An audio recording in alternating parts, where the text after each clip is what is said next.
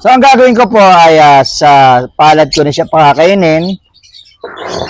Basic training ulit tulad nung ginawa ko sa day 3 and 4 na pakukuhanin muna siya ng konti.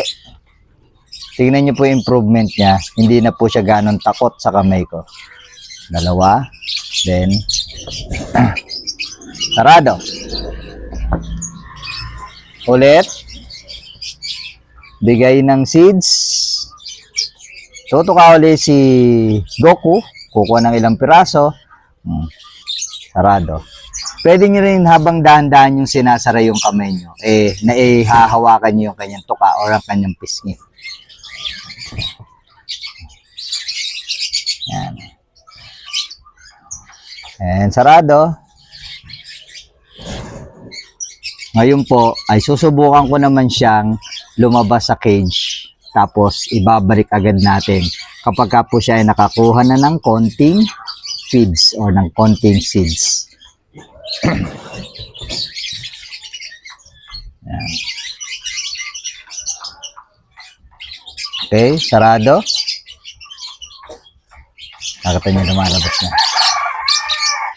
Kasi po, kaya hindi po agad-agad siya lumalabas. Territory niyo po kasi yung territory niya tong cage. Nakita niyo? Hindi siya nag-i-step up sa akin dahil hindi pa siya talagang kampanting-kampante sa kamay ko. Pero hindi siya basta-basta lilipad, di ba? Yan. Ipakuhanin natin muna ng medyo madami-dami. Yan, sarado. Good bird, Goku. Si Goku, Goku. Step up, Goku, step up. Step up. Step up. Sa ganitong paraan, nasasanay po yung ibon na lumalabas na siya ng pakonti-konti. No? Step up. Step up. Step up. Step up. Step up.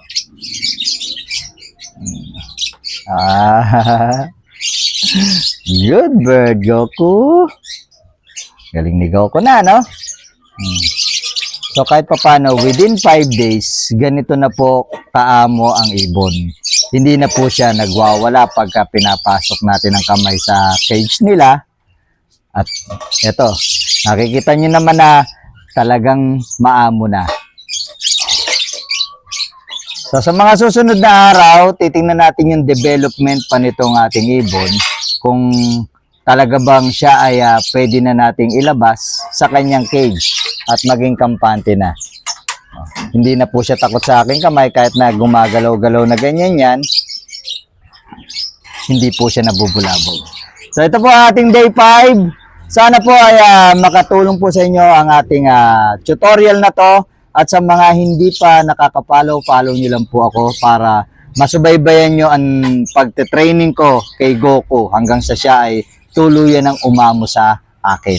At sana po magawa nyo rin po ito sa inyong mga ibon. Salamat po sa panonood. Sana po ay may natutunan po kayo.